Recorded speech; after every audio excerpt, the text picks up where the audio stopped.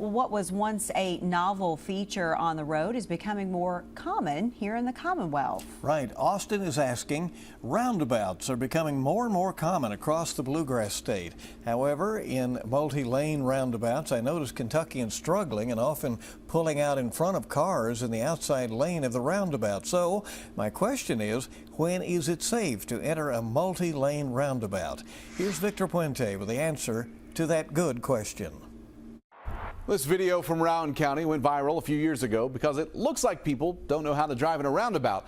There were actually workers directing those drivers to go that way while the roundabout was being built. You should enter a roundabout when there are no other vehicles coming. The Kentucky Transportation Cabinet has an explainer on their website about those features. The important thing is to be prepared as you approach them and know which direction you'll be heading. Slow down as you get close and yield to vehicles who are already in the roundabout. Also, stay in the correct lane.